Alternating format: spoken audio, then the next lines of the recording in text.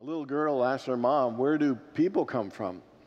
And the mom said, "Well, God created Adam and Eve, and they had children, and they had more children, and that's how the human race was created." A couple days later, she asked her dad the same question. And Dad said, "Well, that's a very intelligent question." And he says, "Well, many years ago there were monkeys, and then over time they evolved into human beings, and that's how we are today." Confused, the girl goes back to the mother and says, "Mom, I'm a little confused. How is it possible that you said that people are created by God, and Dad said they've developed from monkeys?" And the mom says, "Well, honey, that's really very simple. You see, I told you about my side of the family, and he told you about his." All right. So how many people would say you had a good, healthy, and nurturing relationship with your parents? Okay. And how many people would say you maybe didn't have as good a relationship as you hoped? It was maybe strained and some arguments, conflict, even estranged? And how many people would say that you were definitely closer to one parent than you were to the other? Okay. So today we are going to talk about our first and the most significant of all our relationships, the relationship, I believe, that influences all future relationships. Today we're going to talk about our relationship with our father and our mother. We're in week 3 of our 5-week series on Georgiana Tree West's book called Prosperity's 10 Commandments. And she said, really, the 10 Commandments, when you look at them, they're really the cardinal laws of all spiritual laws. You know, and they're not just to be known, they need to be understood at a deeper level, and they need to be practiced and applied. And when we do, we open ourselves to a greater flow of God's abundance in all areas of life. Abundance of love and peace and joy, of success, of prosperity in all of its various forms. You know, week 1, the first commandment is, "Thou shalt have no other gods before me," getting very clear that God is our source. God is the one we turn to. God is our source of all things. There are different channels, but there is only one source, and we must turn to God consistently. Second was, "Make no graven images or idols to worship." And sometimes, you know, we lose our faith in God by sometimes putting our faith in a lot of different things like power or status or money or people's approval. And anything that pulls us away from our connection and awareness of God, you know, really brings us into experiences of lack and limitation. And so we need to use our mind to create images of abundance and not images of lack, images of God and our connection to God. Last week we looked at don't take the Lord's name in vain.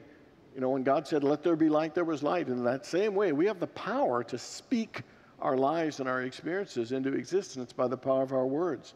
And it's important for us to be careful how we especially use our "I am" words. When we say things like, "I am poor," or "I am a hot mess," sometimes we carelessly use the creative power of the spoken word. And we need to make sure our words are in alignment with the kind of abundance and goodness that we want to experience. And then last week we talked about the fourth one as well, keep the Sabbath. Rest is an important thing, physically, mentally, emotionally, and spiritually. As we rest, we renew, and we are able to create and attract even greater things in our lives. You know, and the Sabbath is to understand that it is a part of the creative process. We do our work, and then we let it go to God, and then Spirit, you know, unfolds the rest. And so today we're going to look at Commandment 5 and Commandment 6, honor your mother and father, and thou shalt not kill. And so the fifth commandment is really about the right actions towards others, and the right way to have the healthiest and most positive relationship.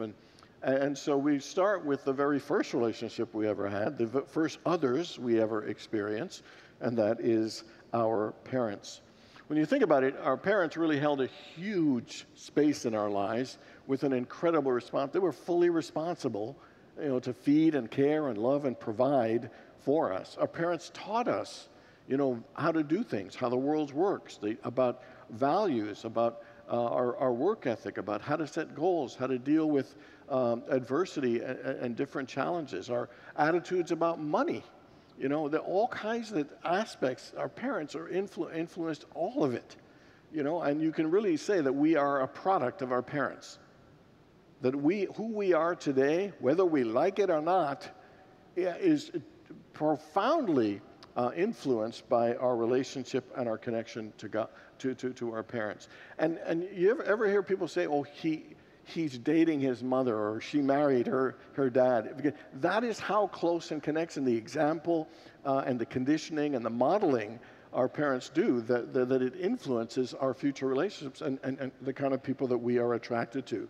Thomas Aquinas, who was a 13th century theologian, in his book, The Commandments of God, said that if we are unable to appreciate and feel grateful for the physical life bestowed upon us by our parents, we will definitely not be able to appreciate the spiritual blessings and benefits bestowed upon us by God. So our relationship with our parents, you know, is a hugely significant thing. Let me ask you a question. When you hear that phrase, honor your father and your mother, what does that mean to you? What does it mean to honor your parents? So I would say, like, there's 6 things that pop up, because I really think honoring our parents is a lot. And the first one is to be able to love and respect them, is to give them our love. And sometimes we'll say, well, I don't respect them. Well, could you at least respect that they gave it their best? To love and respect doesn't mean we need to see eye to eye, but it is for us to be willing to respect that they held a pretty big role in our lives. You know, something else to me I think is important to honor our parents is to be able to find acceptance and a level of appreciation. Because for many of us, our parents didn't give us everything that we wanted. And were some things that were negative and harmful. And instead of arguing against that and fighting against what cannot be changed, can we find a level of acceptance of that's just how our family life went? You know, can we just get to that place of making peace with our past, making peace with our parents? And then to find a level of appreciation. Like, let me ask you a question. What is it that you are most grateful for your parents for? What is it that you have appreciated most about them?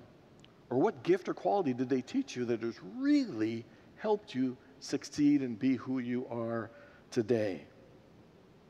And then the final 2, I would say it's to honor our parents, we need to have compassion and forgiveness. You know, the fact is, you know, our parents did the best they can. They just did the best. And they were wounded from imperfect parents. And so sometimes expecting perfection when they've got their own wounds and stuff is really unfair. And so for us to have a level of compassion that they did their very best, I think is an important thing. And to understand they had their hurts and stuff from their own parents' relationship as well. And then the last is forgiveness. Are you willing to forgive your parents for whatever it is that felt traumatic or felt abandonment or abuse in whatever kind, instead of holding on to a level of resentment and holding on to the past and keeping ourselves stuck? So those are some of the areas when I think about honoring your mother and father that come to me. But some other ones would include honor your mother and father because they are children of God. They are divine beings that were called to bring you and welcome you into this physical experience and to give you all the things you needed for your life to survive, but also for all the things you needed for your own spiritual path, for your own spiritual growth, you know, for your level of healing and growing into who you came here to be. Another I think that's important is to honor where we came from. The fact is we all have parents, but all our parents were quite different. You know, we all had different experiences, different circumstances in our families. You know, some grew up with very affectionate, affirming parents. Some grew up with kind of cold and not much conversation. Some grew up in wealthy homes. Some grew up in poor homes. I mean, there are all kinds of different circumstances and scenarios that we all grew up in very, very different situations. My parents didn't even grow up with parents. My mom's mom died when she was 4, and she was raised by her grandfather. I mean, by her grandmother. And then my dad, his mom died when he was 11 and was raised by his dad. And my mom's grandmother did a fabulous job. She always talks about how loving. And then my dad's dad was a little bit abusive. And so, you know, he lost his wife, and he kind of took out some of the anger on my father. You know, and so we also had like a fair amount of dysfunction and a bunch of shame, and we're a bunch of enablers in my family. And so, you know, and then they decided to have 10 children, to like, why not? And we struggled a lot, and then they did really well with this egg business, and then my father got sick, and, you know, all the business fell apart because my mom couldn't take care of 10 children plus a business, and we had to start over and move to Canada. And that was a part of my history and the foundation. Now, every one of us has our story, and every one of us could say, this was a horrible childhood.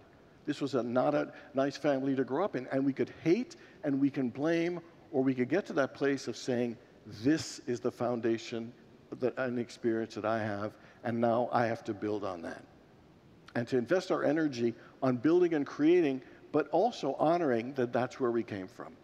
And there were a lot of good things in my family. And there were a lot of things that were challenging, and for certain different ones. And that's just the reality that we need to face and not get stuck in it. Somebody said this. It says, never be a prisoner of the past. It was meant to be a lesson, not a life sentence. And there is a lot of wisdom there. There's a lot of pain in the past, but we don't have to be prisoners to it. It's a lesson. It's something we can grow and learn from and lift our lives to a higher level. It was not a life sentence. I heard somebody say once that in our first 5 years, we experience different levels of trauma. Then we spend the next 50 years trying to get over the first 5. So I want you right now, I want you to close your eyes and think about your parents. And what is it that what thoughts come to mind? What emotions come to mind? What story comes to mind when you think about your parents? And whatever level that is and label that is for you, are you willing to expand your heart to love and give them the respect for the role they played in your life and for the difference they made and for the way that they helped you? And if you're struggling, are you willing to find some acceptance and make peace with the past? Are you willing to let go? Are you willing to forgive? And are you willing to find a level of appreciation and gratitude for them being your parents? You know, the greatest way to fully honor your parents, I believe, is to use it as a springboard and a foundation to create even better relationships in your life. Because the truth is, the things you didn't get from them, we got to give to ourselves and do our own inner work to feel that level of closeness we wish we had. Honoring our parents is about honoring our past, honoring where we came from, honoring our foundation, and it helps us to be able to honor all relationships in our lives as we move towards them. And I really believe it's never too late, even if your parent has passed, to honor our parents and heal that relationship. Anybody remember that Roseanne Barr show, the Roseanne Show? Anybody ever see that episode when her father died and she's at the casket talking to him, expressing how hurt and devastated she was by how he treated her, you know, and how she felt like a second-class citizen and always was, you know, saying, be more like your sister, and ignoring her. And she shared all that stuff, and she said, and I want to forgive you, Dad. And so she forgives him. And then she's walking out of that room, and she said, oh, and thanks for the good jokes as well. And the thing is, I thought it was such a healing thing. Even though he's not physically alive, that experience helped her honor her father, honor their relationship, and bring a level of healing to it. Our relationships with our parents is huge. And no matter how many years have passed, whether they're living or not, there is still time for us to deepen our level of love and respect, our level of acceptance and appreciation, our level of compassion and forgiveness. Because healing that relationship, I believe, increases our own peace and happiness, and I believe potentially can help us improve all our relationships. Commandment number 6, thou shalt not kill. And it's pretty obvious, not taking human life. Do you know in this country there are 16,200 murders a year? That averages about 44 a day. And so this idea and commandment is a powerful and an important thing. It's about the importance of life and supporting life. And don't kill and destroy. That's literally a very simple, straightforward commandment. Figuratively, I find it interesting. We use the word kill a lot in our culture. It's like you kill time. Someone could be a killjoy.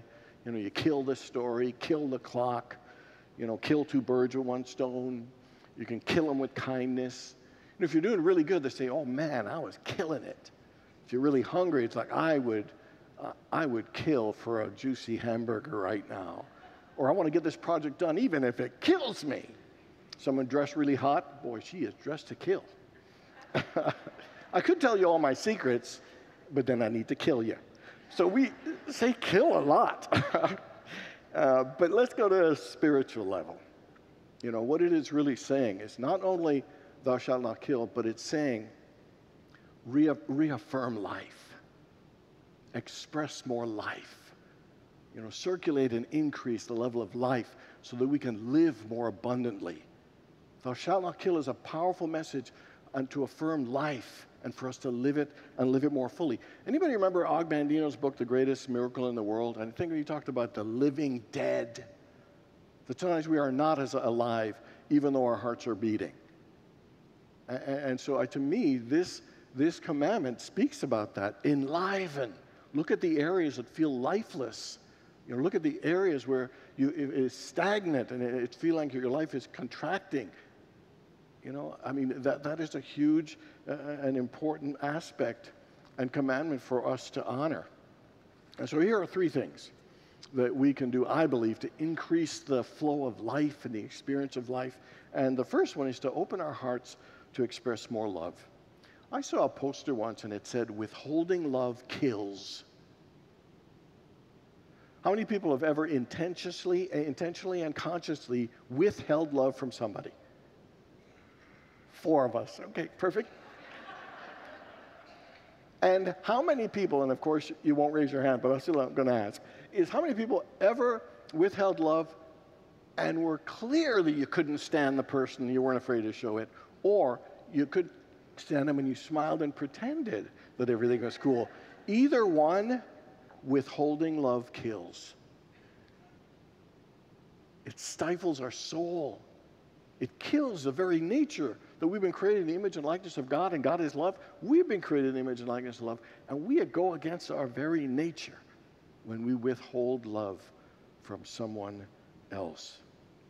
And so it's important for us all to make a commitment to be willing to open and expand our hearts to love bigger, to care more deeply, and to live more abundantly. And so everybody just take a breath for a second. I just want you to open your heart to God, unconditional love. And just feel that incredible love of God. And think of somebody that you really love already. And just open your heart to say, can I open my heart to love this person even more? To show my love, my appreciation, my gratitude to this person even more. Can I expand my capacity to love this person that I already love? To love them bigger, to care for them deeper, and to live in relationship with them more abundantly. Okay, so now let's think of somebody we are really struggling that we withhold love from. Think of them. Take a deep breath. And just open your heart to feel, again, God's unconditional love. That healing, all-providing love of God. That love that is in our nature. And I want you to send that person love. Open your heart and express that love. Thinking, I want to love this person bigger. I want to care for them more deeply. And whatever connection, I want to live more abundantly. And take a deep breath again. And just open your heart. One of the things I absolutely believe is that love is a healing force. You know, when Paul said love is the fulfilling of the law, love is the thing that fulfills our lives more than anything else. And it's much more powerful. Even though you can't see it, just holding the intention and sending love from your heart out to the universe absolutely makes a difference. I've shared this story before, and it's one of my favorites, from North Carolina. When I was a minister there, there was a lady, her name was Sharon. She came into my office, and she's crying, she's all upset, and she said that recently she moved into a little cul-de-sac right in the neighborhood, and that on the day of close, they moved from Pennsylvania with their moving truck, and they arrived, and to find out that was not the closing date. And the real estate agent was her next door neighbor. And so there was a lot of tension and conflict, and they were ticked because they had to take their stuff, put it in storage, and live in a hotel for a while. Well, this conflict was well known between all the neighbors, and all of them sided with the real estate agent because that was their friend for a long time. And so she was devastated. She said, nobody waves to me, nobody says hi, I feel so isolated, we moved, we're still living in this hotel.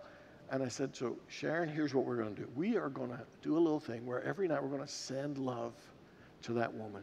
We're going to send love to your little cul-de-sac. We're just going to send them love. And I guarantee you, at some point, you're going to get Christmas cards from these people. And so we just started to do it, just send in love, just send in love, send in love. 2 months later, the water pressure in the cul-de-sac area gets really low. And, and so Sharon, who is one of these write a letter to the editor type of people, like will keep writing and being a pest, she did it.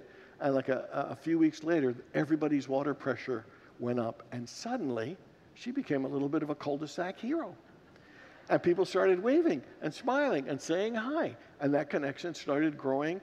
And they kind of all became friends. And she even became friends and forgave and reconciled with the real estate agent. And months later, was as happy as could be, living in her happy little new cul-de-sac. And I would say to you that story, to me, everything about it was because she was willing to open her heart and send love.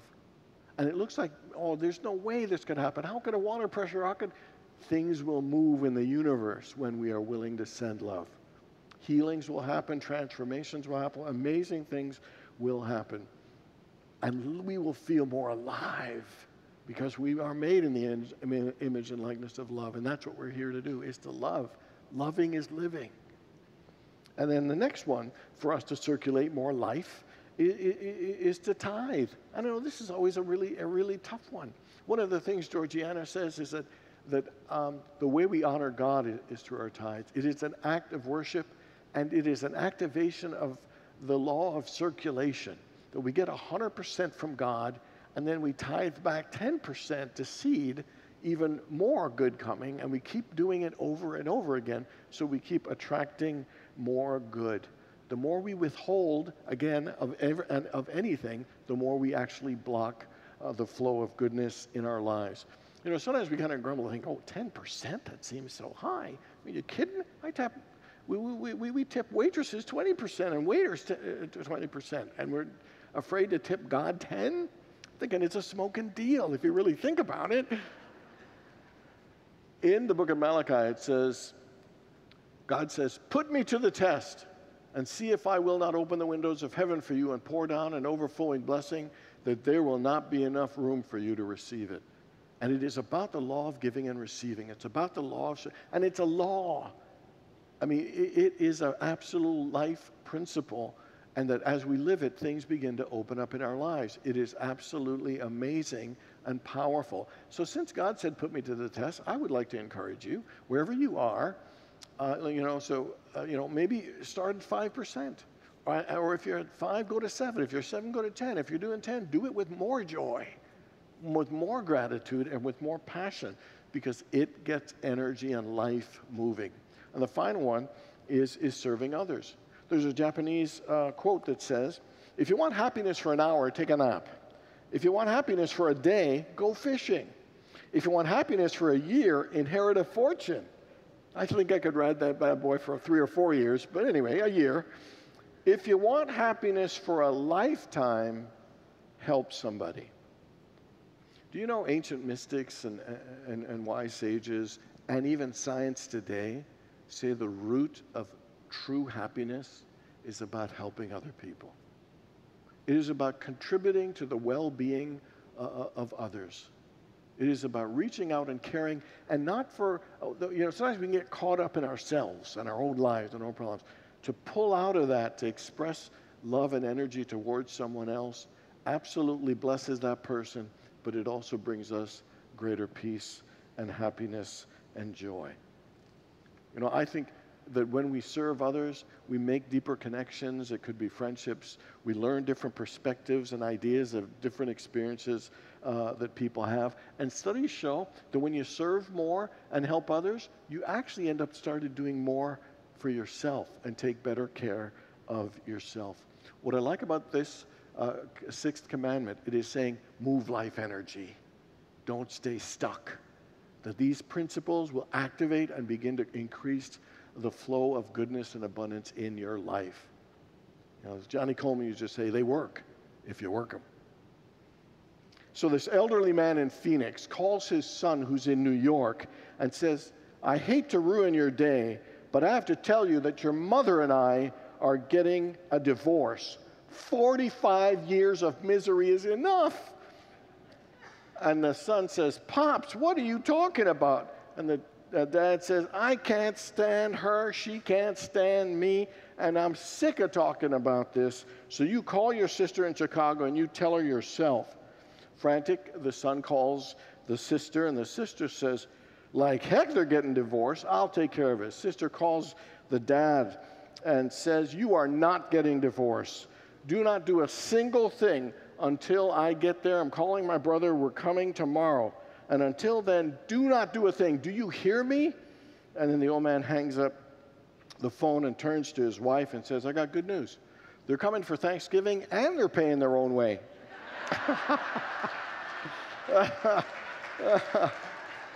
All right. I would say these two commandments are absolutely powerful and life-changing.